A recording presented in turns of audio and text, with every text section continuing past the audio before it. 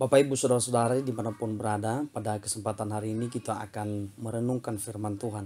Namun sebelum saya membacakan ayat firman Tuhan sebagai renungan kita pada kesempatan ini, mari terlebih dahulu kita berdoa.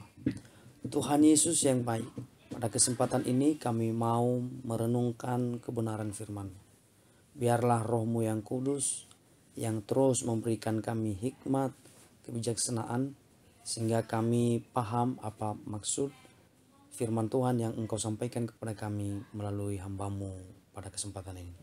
Dalam nama Tuhan Yesus kami sudah berdoa dan mengucap syukur. Amin.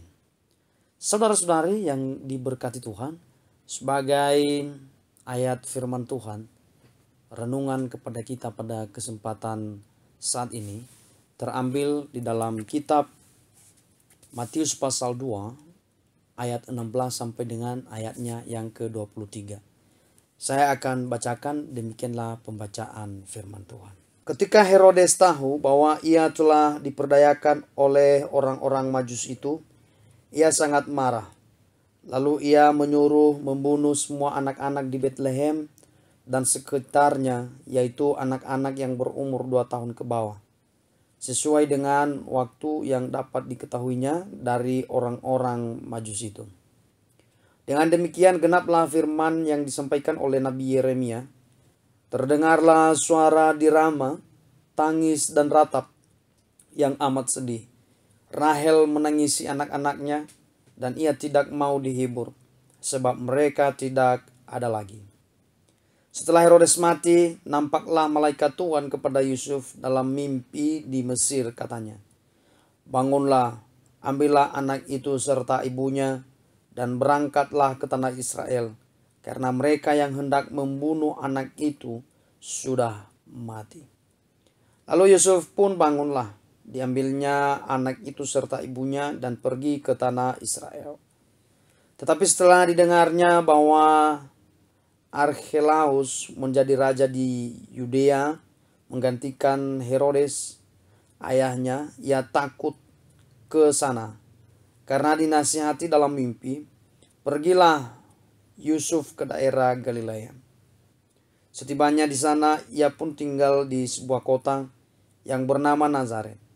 Hal itu terjadi supaya genaplah firman yang disampaikan oleh nabi-nabi bahwa ia akan disebut orang Nazaret.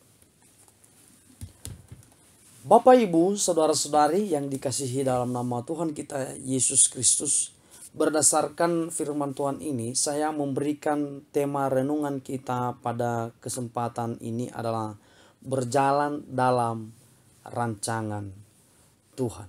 Bapak, Ibu, saudara-saudari yang dikasihi dalam nama Tuhan kita Yesus Kristus, dalam perjalanan kehidupan Yusuf, dia selalu mengikuti arahan dan rencana-rencana Tuhan di dalam kehidupannya. Dia senantiasa bersama dengan Allah dalam setiap apapun yang dilakukannya. Selalu dia mengikuti petunjuk-petunjuk Tuhan. Nah, berdasarkan konteks firman Tuhan ini, bagaimana supaya kita ini bisa berjalan dalam rancangan Tuhan? Berdasarkan konteks firman Tuhan ini, setidaknya ada 2 poin yang ingin saya tekankan kepada Bapak Ibu. Yang pertama adalah harus taat. Kita melihat dari ayat 16, Matius pasal 2 ayat 16 sampai dengan ayatnya yang ke-18.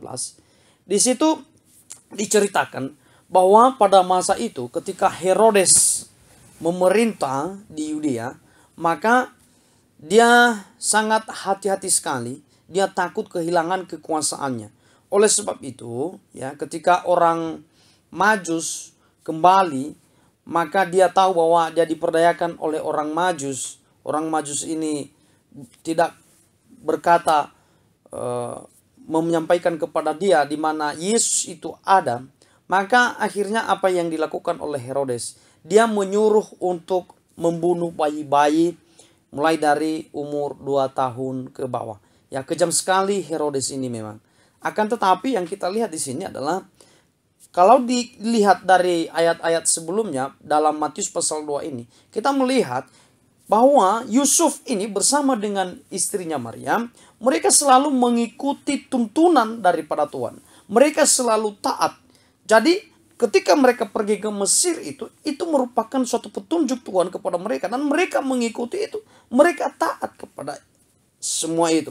Jadi kalau kita mau hidup kita diberkati oleh Tuhan, maka yang harus kita lakukan adalah harus taat. Tuhan sudah memberikan kepada kita petunjuk-petunjuk melalui firman Tuhan. Ada di dalam Alkitab.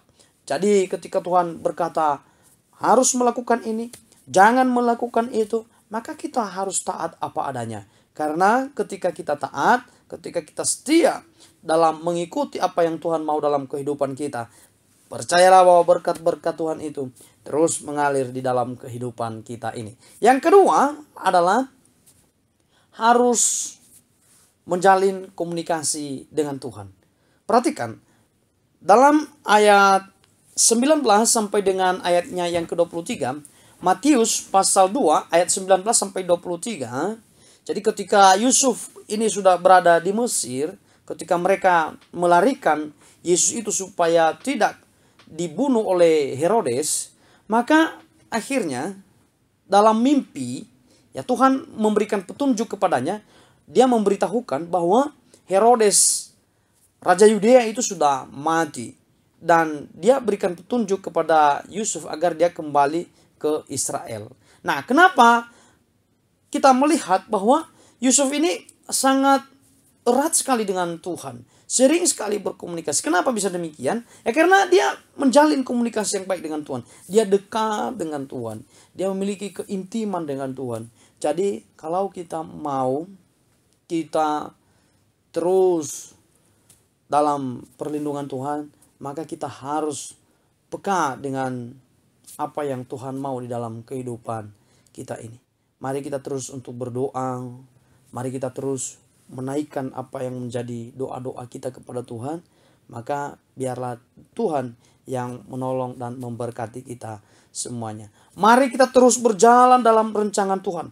Apapun pergumulan, apapun persoalan, apapun masalah-masalah yang Bapak Ibu hadapi saat ini, ketika kita berjalan dalam rancangan Tuhan dalam kehidupan kita ini, maka itu merupakan rancangan damai sejahtera. Tuhan tidak pernah membawa kita dalam rencana kecelakaan. Dia senantiasa memikirkan hal-hal yang baik untuk kita ini. Karena kita ini sebagai manusia ciptaan Tuhan, kita ini ketika kita sudah percaya kepada Tuhan Yesus, kita diangkat menjadi anak-anaknya.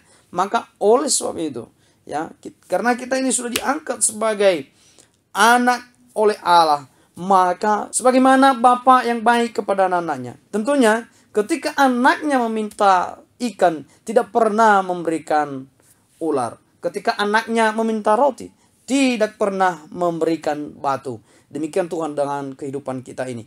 Bukankah Dia adalah Bapa yang baik?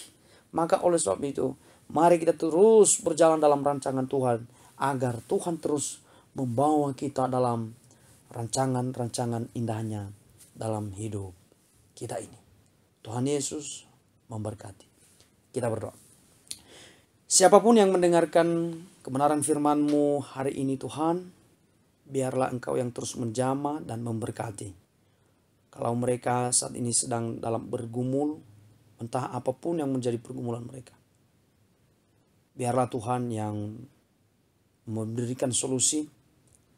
Biarlah Engkau yang mengambil alih persoalan masalah mereka, sehingga kuasa Tuhan benar-benar nyata bagi kami semua.